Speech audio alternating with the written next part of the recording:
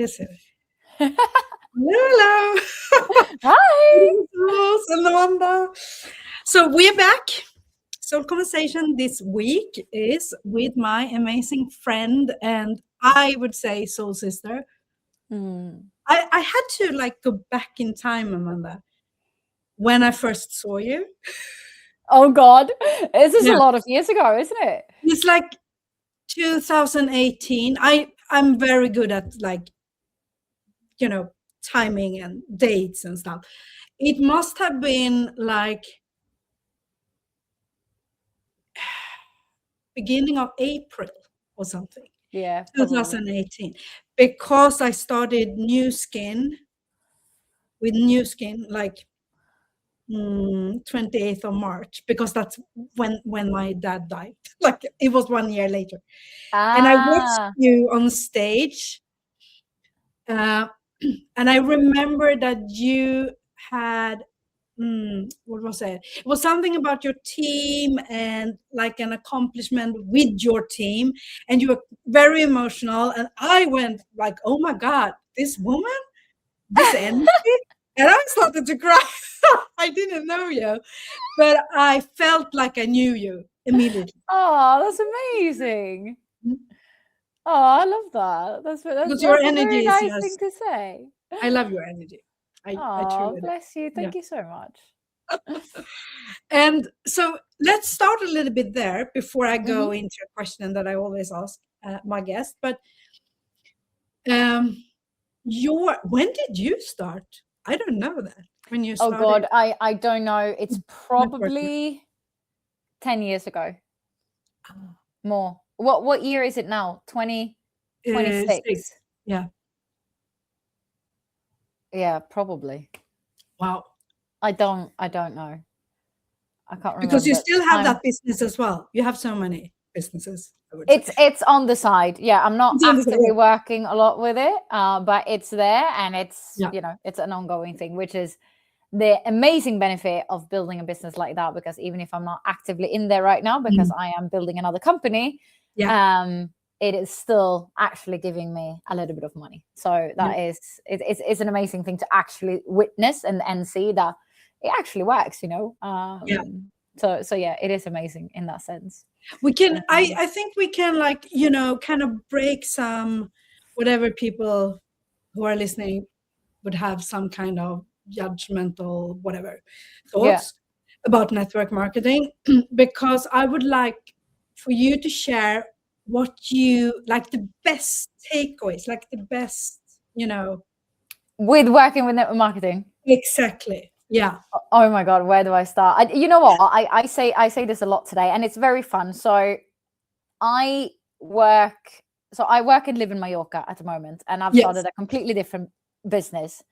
And two of my clients that I've had, one I still have more regularly. One was like a one-time thing with a team. Both of these people are working with network marketing. Different companies, like new companies for me. I've never heard about them.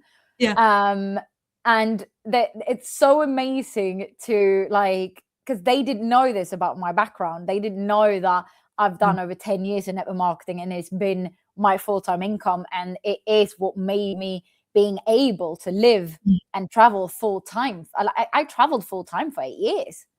And that is only thanks to network marketing. And when I tell them that story, they're like, what? We didn't know that about you. And it's amazing to just have that conversation with people that is like, because you can also tell, I've met even more than them, but you can tell some of them are also a bit insecure when they start talking about what they do. And it's not until I come, oh no, I'm completely aware it's network marketing. I love it. I love supporting other network marketing companies. I just never heard about the company before. So just tell me what kind of services do you do, what products, and how long you've been in it, because I'm just interested in knowing the story, because I think it's amazing to know. Like, I'm not recruiting anyone, they're not recruiting me. But it is a very special industry to work in. And to be honest, it also made me who I am. I've always been very driven and kind of like a goal-getter, but the things that I learned through running a network marketing business is like I can't even put a value on it. It changed how I view learning processes, what books I read, how I think, how I, who do I surround myself with, running a new business now. What do I think? Like it taught me a lot about myself, about people, about business. So I will forever, if that company shuts down today, there is nothing bad that I can say about it.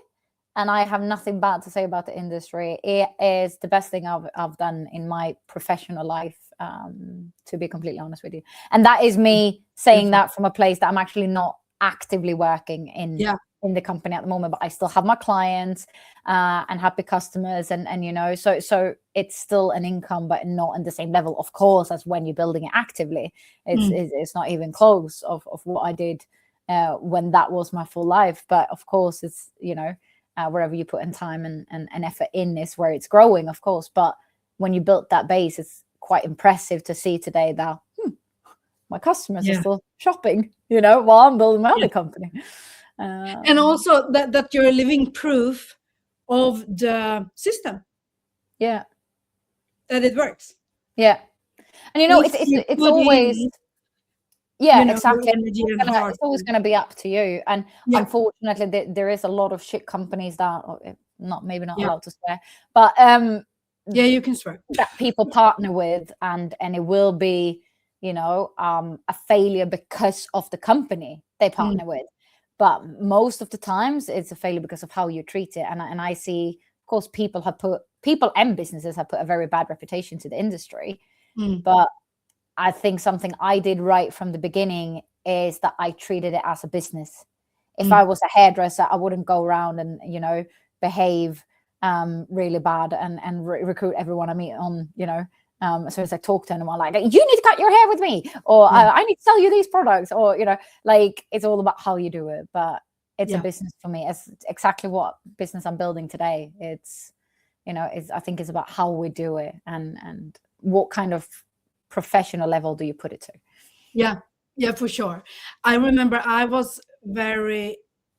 it was my beginning of discovering, a lot of things about myself, but I was also like, all my insecurities came up at once, I would say. So I'm also very grateful,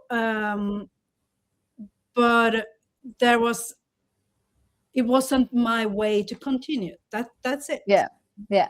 I love the products still, and also the connections and the people I met. Do you know, that's what I miss the most, is the community that I miss the most, and constantly be around people that have that level of success that my goal is, or are working towards that kind of level of success as well, that surround yourself with that. And then another thing that I miss the most of not being actively in the business is actually being on stage as well. Like that's something I never knew that I would love.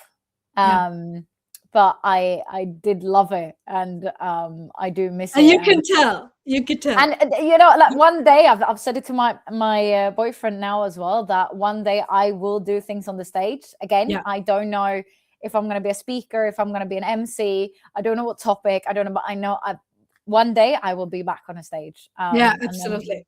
We'll see what I will talk about. Who knows? Exactly. But so, who were you when you were growing up, when you were a child? And you can kind of pick whatever age you want, but who was Amanda? Oh, wow. What a question. I would say it really depends on how far we go back, but a lot of the times quite insecure. Always had to, do my own things and solve my own. Like, I started working, as soon as you could as a kid, selling these, what do you call it, like the Christmas magazines, gifts, like walking on the streets, like all of that, like at year 11. From the age of 14, always started working hard. Like, I started in a cafe. Like, I've always worked. If I wanted anything, I had to buy it myself. When I was even younger than that, I cut the neighbor's grass to earn some money. So I always, like, from a very young age, I always worked. And I learned to do that. And I mean, say what you can say whatever you want with it. My dad was very strict with, you know, you have to earn your own money and blah blah blah blah, and sometimes maybe too strict, but he also taught me a lot, so that I'm very, very grateful for. A lot of the times very insecure, a lot of the times absolutely not. I've always been the person that takes care of others.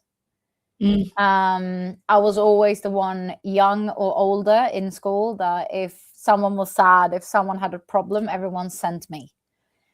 Even if it was one of my friends, it was like everyone always sent me. I was always the caretaker. So I think to put me in a position where I had to be in the center or anything, I did not like that at all. I was never with the cool kids. Hated presentations in school, was the worst thing I know. Yeah. So me loving to be on stage was a bit of a shock, you know. It's like, hang on a second, I don't like being center of attention. But to be fair, at the age of 17, I started working as a wedding coordinator, starting up a venue together with the owners of that venue. And that forced me to be in the center. So I learned to love that space. I had to. Were you 17 when you started? I did my first wedding. Wow. So I was 15 when I was a waitress at my first wedding. And then at 17, we got invited down, or I was 16 actually, when we got invited down to a venue close to where my dad lives and where I grew up, because they had new owners, they've been renovating, and they invited us down for a Christmas fika, Swedish fika, to just introduce themselves. And I was like, if you need some extra people, like, I just live across the road, like I can come down and do some extra hours. And that was it. I was then 10 years in that venue.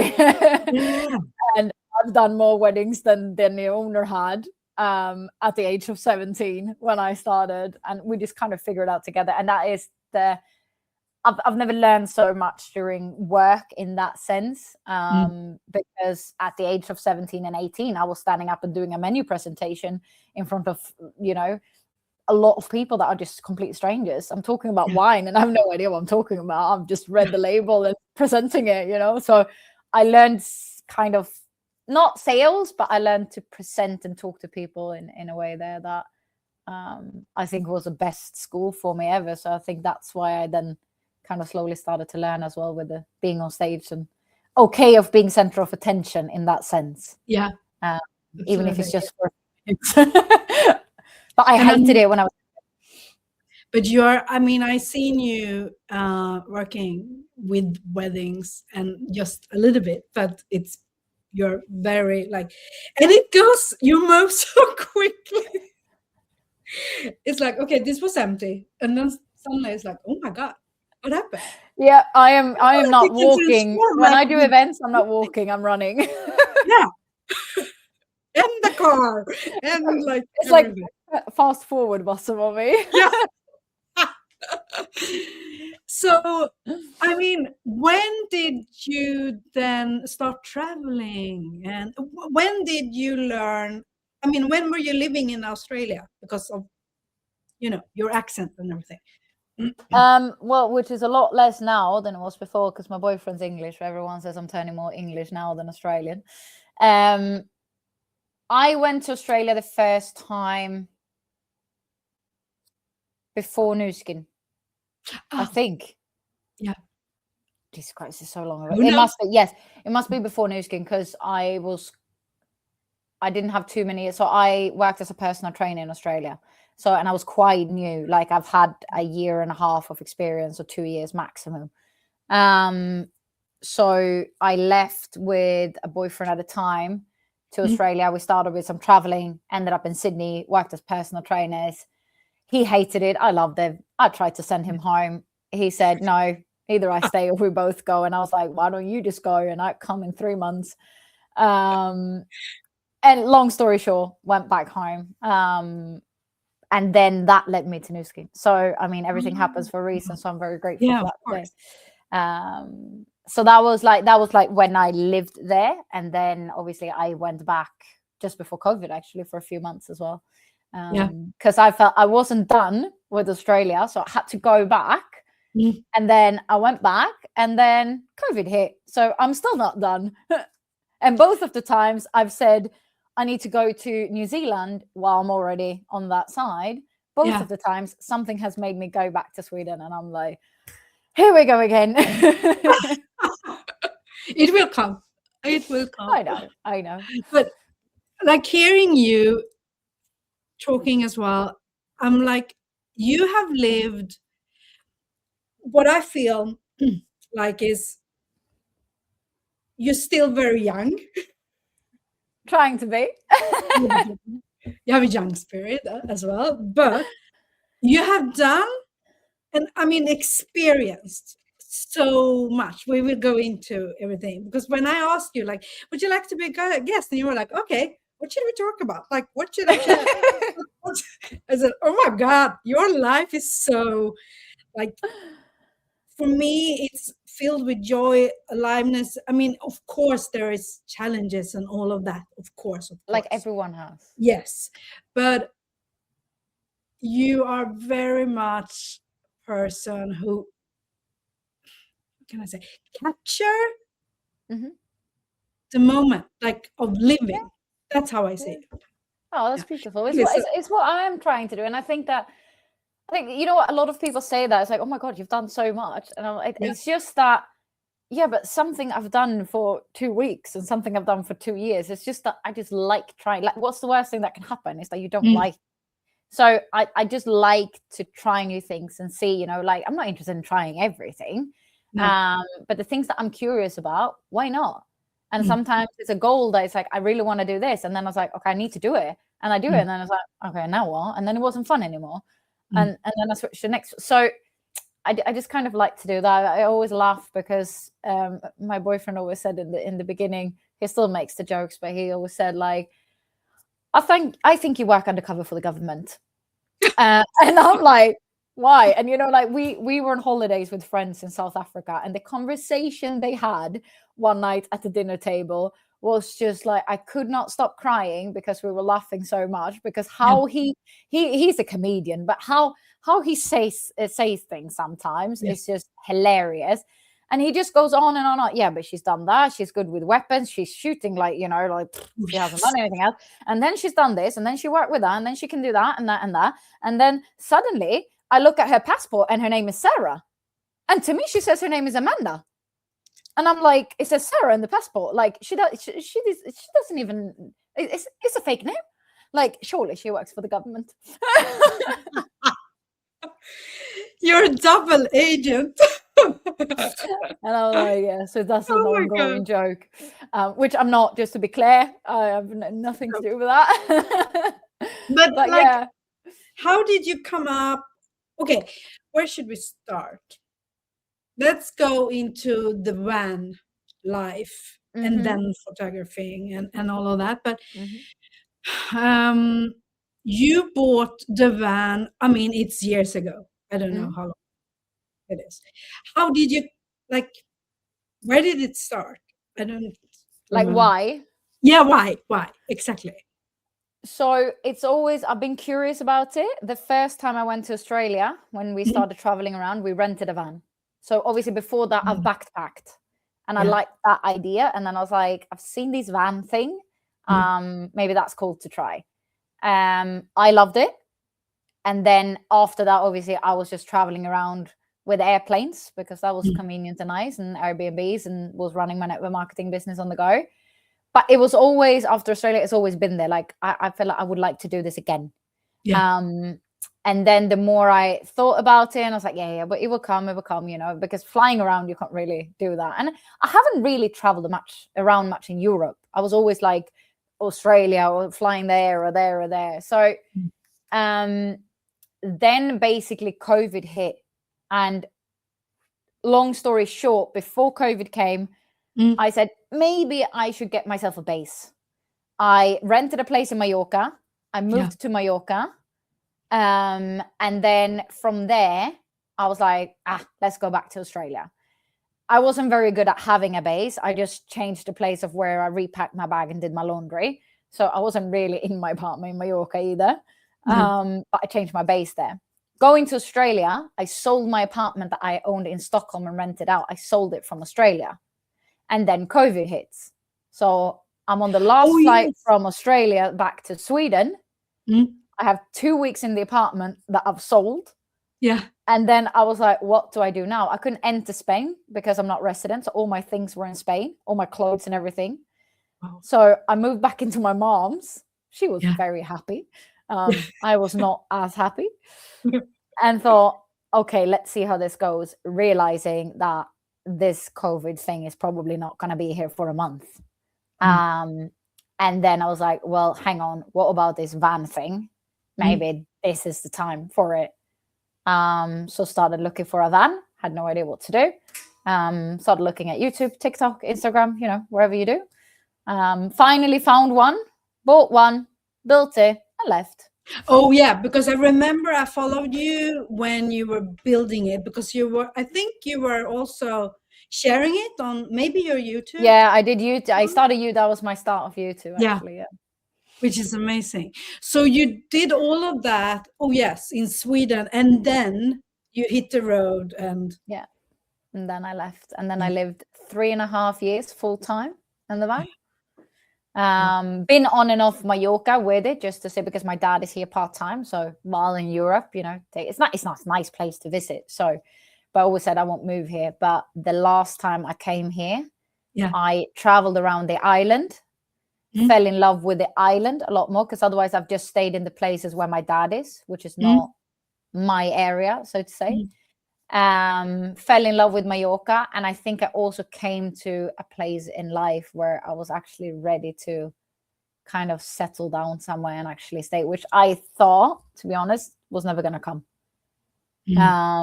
So I was like, no, I keep traveling forever, I love it, blah blah blah blah.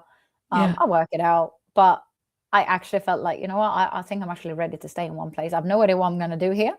But you know how it is. As soon as you take a decision to do something, that's what you focus on. So that's what I did. And it, you know what, I'm really, and it took a little bit more than half a year before I met my partner from the moment I decided to stay. And I said that is, I'm really happy. Only half a year. Until I met him, not until we became a couple, but ish. But I'm happy I took the decision to stay before, because then, the reason to stay is because I wanted to stay. Because of you. Exactly. And then, well, he's obviously a stronger anchor into it, but you know what I mean with that. So it's I mean, settling down came with a lot of bonuses, I guess. But because I'm like tracking the time, so 2020 COVID, so it was before, maybe 2019 you started to, well, when COVID came, I started building it. So I was in Sweden for a few months, obviously, when COVID hit and the whole world is in lockdown. So I don't know, I'm so bad with years. But I think maybe it was. But the second lockdown, I was already down in France. Yeah. So I'm around there during the second lockdown. Yeah. The first lockdown, I was on my way home to Sweden. We know that. So somewhere in between there, I built it. I don't know exactly where. Kind of 6 years on Mallorca. Well, no, it was 3.5 years full time with the van traveling around. Yeah. And then obviously the last few months is me being here. And then now I've been, it's basically 3 years in Mallorca now. Yeah. It's beautiful. What's the best? What do you like the most? I think the diversity of the island, if I can say that. Yeah. Because it got everything you want. If you want more the city vibes, you got, I mean, it's not a big city, Palma, but it's cute. But you got the mountains, it's a very active island. It's a very international island. You got the beaches, you got the hikes, you got the mountains, you got diving if you want, the kite surfing outside my door at the moment. You got everything you need, and there's a lot of potential here. It is like the food is great. Food is amazing. The rental prices is another discussion to take that is not on the top because it's ridiculous. But it's a lot of potential on this island, and it's a beautiful place to call home. It's a safe place to call home. And I like, but it's whatever people like, but I like living in a small place because it's very like everyone knows everyone and everyone's helping each other. It's a very nice little community. And I like that. Well, it's, I mean, you have to stay on people's good side. If you do something good, everyone knows it. If you do something bad, everyone knows it too. Yeah. Of course.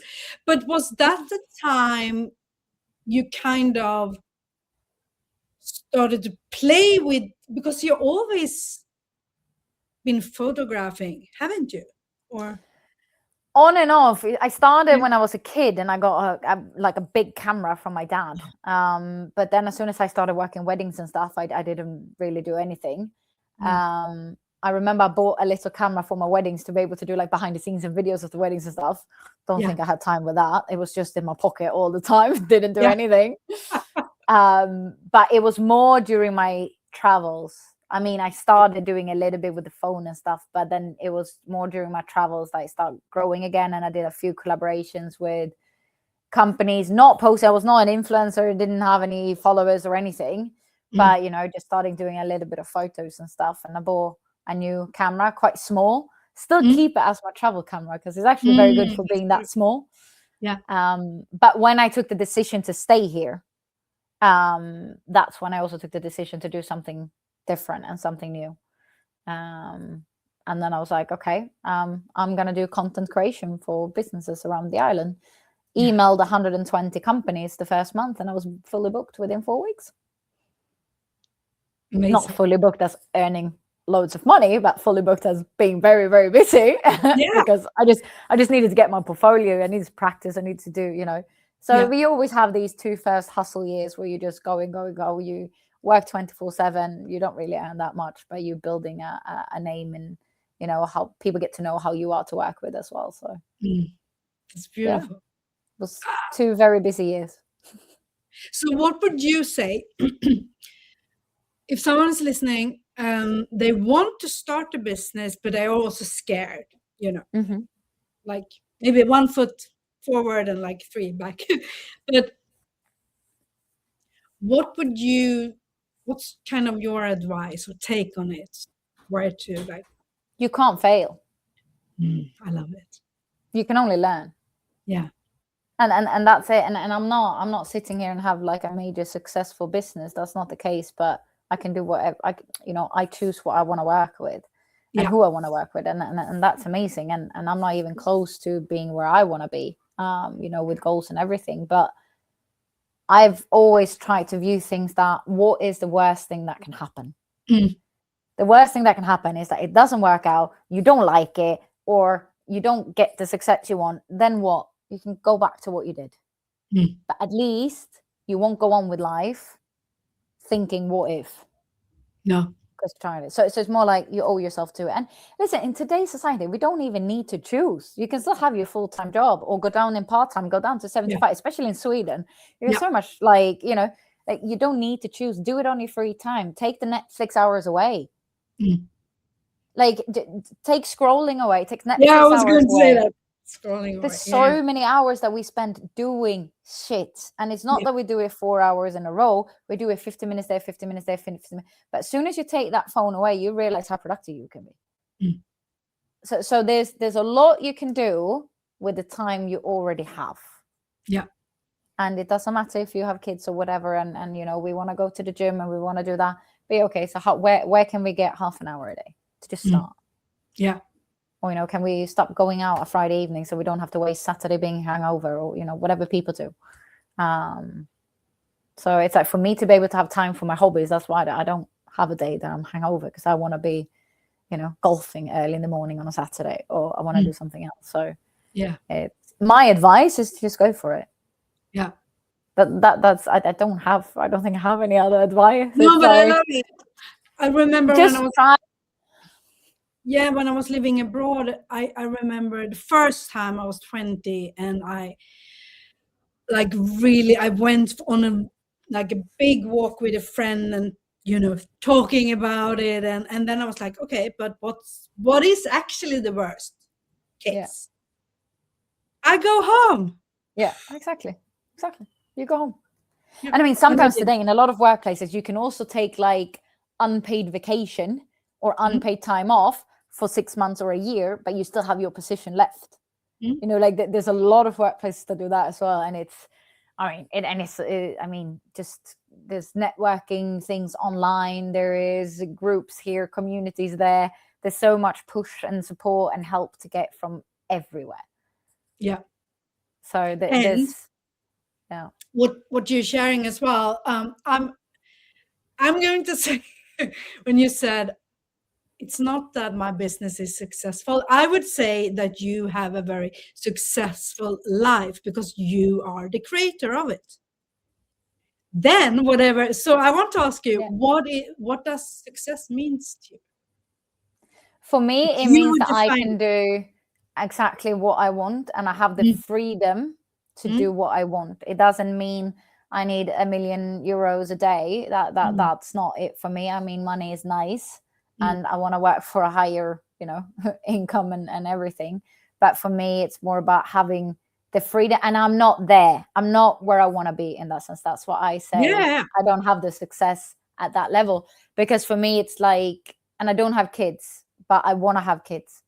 But for me, I want to be able to feel like now when I've had some more time, there's a side of me that has waken up with, and I've said this to my boyfriend as well. I don't know if it's him bringing out this feminine side of me or not, but on Sunday I think I was in the kitchen for 4 hours, meal prepping, baking, doing pancakes, doing muffins, doing that, everything healthy. But I was just like, I was housewifing, and if you know me, that's not really me. No. So I mean, for someone else, I might say, yeah, that's normal. For me, it's not. But and I think it's because I'm getting more peaceful with time. So for me, it's like I want to have time and freedom to prepare things at home, to have time for future kids, to, if I want to go play a golf on a Wednesday, I go play golf on a Wednesday. If I want to have 2 horses, I have 2 horses. I want to have time to live life. That's freedom for me. Yeah. Whoever I do it with, if that is just me and him, if that is a friend, if that is with future kids, or, but that's freedom for me. So I'm working for that. I'm not there yet. No, I get it. And I think as well, I mean, if we don't have something to thrive for, I mean, then it's also okay. Yeah. It has to be something. You need to work towards something, definitely. Yeah, absolutely. But I was actually thinking before we were going live, oh my God, I never asked you about children. So, and now you brought it up. That you actually want. There we go. Not pregnant yet. Not everyone wants to have children. No, definitely not. No, I got so many friends that, and they're very, and I like that, and I appreciate that because in today's society, it's very like, when are you having kids? You know what? If you don't want to, it's okay. Exactly. And I got so many friends that never even had the interest. And then, but what I think is important is that you're open for things to change. Yeah. Because you can be in a situation where it's like, no, I really don't want kids, or, no, that's going to happen. And then you meet someone, and I mean, there's a side of me that I'm having now that I have never had. Because I think it's also depending on where you are in life, who do you meet, what kind of life does that person show you? You might discover new things. I mean, that's the beauty of life. So I think we just have to be open to anything. I mean, I've always said, I said I was going to have 3 kids and be married before I was 25. I've way past 25 and I have no kids and not married. And who knows? Yeah. So. But you're working together, aren't you? As a couple as well. We are working a lot together. We are. But we do have separate companies. So obviously and completely different businesses, but it goes very much hand in hand. And I'm also helping this year. I will be helping a little bit more in his company as well, which is a fun thing. So he's going to hire me to help him, and then I've hired another guy to help me. So I love it. But yeah, no, it's fun. It's fun. And I mean, it's kind of, because can you just share a little bit what he's doing so everyone can? So he's a concierge, and in Sweden this is a very uncommon term. People don't really know what that is, whilst in America, for example, it's very like popular and everyone knows about it. So basically what he does is that he helps people to do, even if it's like, it doesn't matter if it's like big corporate groups that comes here, if it's a couple, if it's a family, a wedding group, for example. So he doesn't work with the wedding day, but he helps do everything around it, as in booking venues, booking transport, booking private villas, private yachts, if they want to have that, if they need a private chef, a restaurant booking, and can be the contact person basically on spot. So there's a lot of, now we see a lot of Americans coming here, for example. So there's, if there's a group of Americans coming here, they've never been here, they don't know what to do. They're saying, listen, we're a group of 8 people. What should we do? He puts an itinerary together. Okay, we should go to that beach club that day. We should go that, and he coordinates everything. So yeah, so it's very. Been doing it for quite some time, hasn't it? Yeah, he's had the business for a few years. I can't remember exactly how many, but he's lived in Mallorca for over 25. So he's specializing in the southwest of the island, which is where obviously he's always been based. And I'm not kidding. There is no one that he doesn't know on this side. Wherever we go, there's someone that knows him. That's also what I mean with that, a small community, which is amazing. But yeah, no, it's the things that he's managed to do with like the weirdest requests that he's got from really high-end clients as well, like top level. And I'm like, how are you gonna manage that? And within a few hours, he's got it done. And don't ask me how, but he is like a magician of bookings, even in high season. So no matter if you think you need him or not, people do. And most probably a great connector as well, it sounds like. Very much so. Very much so. Yeah. Yes. So, like yourself. Well, we're quite good at mingling around. Yeah. So, okay, we're coming a little bit to the end of this conversation. I'd love to have you on later on, but then we can go into something else. But we put that aside. Is there anything you want to share that you're like, I want to share this, whatever it can be? No, I don't know. I think I'm just very like promoting that life is too short. And that, what we talked about as well before we started the recording as well, that just to find things that makes you happy in life. And so I went traveling full time for 8 years, obviously some in the van, some without the van. And I think traveling was my hobby. And then I've always had the gym. But growing up, I always had loads of hobbies. There was always things that I was doing. Yeah. And then when I decided to stay here, which is basically the first time in 10 years where I felt like I had a base, because even in Sweden, I moved around in Sweden. I was like, unsettled, don't really know where to go, didn't feel like home anywhere. And this is the first time I was like, okay, I'm staying. And I just felt like something is missing. And then I started playing golf again in the end of last year with my dad. Yeah. And it just clicked. And I was like, this is what I've been missing. So then it's like, and you know what? I think we also, growing up, we stop doing things that we love, that gives us energy, that is a break from life where we can just have fun and just be and don't look at the phone. In the gym, I still look at the phone. It's not, the gym is just a tick off. But when I'm with my horse, I don't think about anything else. When I'm at the golf course with my dad, I don't think about anything else. And the motorcycle. When I'm riding the motorcycle, I'm not on, scrolling. When I'm playing paddle, I'm not doing anything else than playing paddle. So, you do all these things that gives you energy, that is fun, that can be social, you meet people, but it's not in a work-related setting. And I think we forget this growing up. We just do like, okay, we take care of the house, or we're with our partner and we just go on with the day-to-day life. But what are we actually doing that's fun?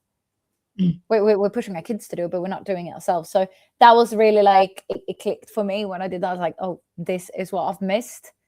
And now I feel so good in myself in that sense, because I'm doing so many fun things and I'm also learning new things. So I've never played paddle, and now I'm learning how to play. So that's completely new.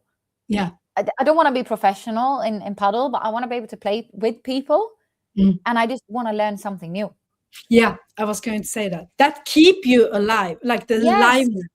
And it's not that I'm learning, because I constantly learn in my work. I learn how to edit my photos better. I learn how to film better. I learn, I constantly learn in that sense. But can I learn something that is not work related? what can I learn about, the mind, or what can I learn about myself, or what can I, it doesn't have to be so complicated, but it's now it's a simple thing of doing a racket sport. Like, can I just learn that? And like, I've find, so, I have a horse that I'm riding sometimes, but he's absolutely crazy. No one can ride him except me, and I can't even ride. So now I'll have to find another horse with a private horse trainer, so he can teach me how to ride properly, so I then can go and try and ride the horse I'm supposed to ride. Because he doesn't let anyone on him except for me. So there's some kind of connection there, but then I don't know what to do with him. So I think it's just important to be like, try those things, learn new things. If there's a sport that you want to try, just try it. Yeah. Just book a class, just try, like, learn something new every year, every month, every week, every day. I don't know what, but something. But do you believe like that one of the reasons why people don't try more is because of fear of failure, or fear of... I think it's both that, but then also maybe fear of not fitting in, or being the worst one there, being the beginner, being the but that's why there's private teachers and everything. I'm not going to book a riding school, and it's because I want to have focused learning time for me. But it could also be because you don't want to be around other people. Then just do your things private. But once you get over that level, I think it's different, and I think it's also because when we grow older, I think we just get stuck in this comfort zone. Because we're never challenging it outside work. If we do, it's within work, but outside, no. We do that, then we just stay in the comfort bubble. So I think it's just that we're not used to it. Like, I was on to my boyfriend a lot that he needs a hobby because he didn't do anything. He was the same. He always played football, golf, things when he grew up. And I was like, listen, you need to do something. First, I want to do something with you. That is not going into a restaurant or working. But you need something to break off work, because all you do is just laptop. I mean, he's very good at what he does, but health-wise, I think he needs to switch off. And suddenly I got him back to the driving range eventually. But he didn't go with me the first time. He had to go with one of his boys because he refused to do it with me because he'd never done it. And the same with, and then he's like, I'm curious about paddle. Don't think he wanted to do it with me or any of his friends. He booked a private course, a private teacher the first time he was holding a racket, because he said, I just want to know how shit I am. And he realized at that time, you know what? He wasn't the best, but it's like, actually like it. And from that, now I've lost him into the paddle world. He's watching paddle videos 2-3 hours every day, and he's playing 4 times a week, but without that little first step that was scary to take. And even like when he got the invites the first time to do like a group with paddle, there are 800 people in a paddle group here in Mallorca. Oh my God. And he's like, oh, I don't know if I should join. I was like, just put your list on the name. And he did it. He went there. He played with randoms. He loved it. He does it every Sunday now. It's non-negotiable. I cannot reach him on Sunday lunch. He's playing paddle. And, so it's just like, because, and he's not scared of people. He loves people. But it's just, I think you haven't had the habit of doing things like that. Or it's a new hobby. But now it's, and I've said to him the other day, you're happier since you started playing paddle. He wasn't miserable before. He was happy before, but he's just a happier person. Because I think he's doing something he loves. And he also gets to challenge what he's always had, the competitive brain, like he gets to compete again. Yeah. Even if it's not in a professional level, but every game is a little bit of, I need to win this. So now I don't need to compete with him about things in the house, which is great. He can compete on the paddle court. Women, send your men to paddle. But I also believe that it kind of expands you as a person because you are a beginner you are always a beginner in the beginning. Yeah, of course. Like, of and course. I think it's important to learn to love that stage. Like, most people hate it. I love it. I love to be new at something. I love to be bad at something, because the learning curve is so quick when you start something and you do it a few times. The learning quick and the improvement that you do in the beginning is so quick. But then to go from okay to mastery, that's where I lose my patience. So I think that's also why people say, like, you've done so much and you've tried so much. Yeah, it's because I love that part, and then I get tired of it, and then I do the next one. Yeah. But and that's fine as well. Yeah. And I think, I mean, what you're sharing now, to go to try something, but also because I used to be, I didn't like the beginning before, but now I don't care that much. You know, I'm like, okay, with the podcast, I knew that it was outside my comfort zone to start with kind of publishing it live on Spotify. So then I started in my Facebook group that I no longer have, but I started there, and then baby steps. And then it was like, okay, now kind of, you know, just put it out there now. Yeah. And one step is all you need, isn't it? Because 2 minutes, Amanda, because I did something wrong. So a friend of mine in UK, she was like, yeah, she was kind of my support. I think it's only 2 minutes. I don't know. And I remember I was like, oh, okay. And then I was, okay, I go and sleep. No one will watch it anyhow. And I will figure it out in the morning, which I did. Yeah. And that's the thing. You just need to, like, you can't be doing it correctly all the time. That's not learning. That's like, what do you think? Even if you look at a football professional, basketball pro, they didn't know how to do all of these things that they're doing when they started. No one did. So that's all what it's about. It's just there to try it. And, you know, it's like, okay, you started in the Facebook. Yeah, you just need to do one step, because look at you now. Yeah. And that all started with one step. The first step was to record it. Yeah. So you know, it's you just got to start. And also, I told myself I'm not technical enough, blah blah blah. And then when I started to, like, okay, this is not that complicated at all. So I think we tend to complicate things even when we don't know that it's not even. And if we get stuck, there's always people that are better than us and have more knowledge than us that we can hold on. Yeah. There's always people around, which is a good thing. Oh, thank you so much. Dare to do the things in life that we think about. To the world. Everything with. And speaking of that, I am now going to go and play paddle. Oh, yes. You are. And for everyone listening, I want to have all your links to people to follow your YouTube channel, and on Instagram. And I looked at your photos as well. You can buy them as well in your web shop. You can. I don't know if I've have the website up already, but if not, I am working on that, because I'm working on a different layout. I am working on a new YouTube channel, as the first one is completely travels and van life. So there's a lot of things going on for this year that is not out yet.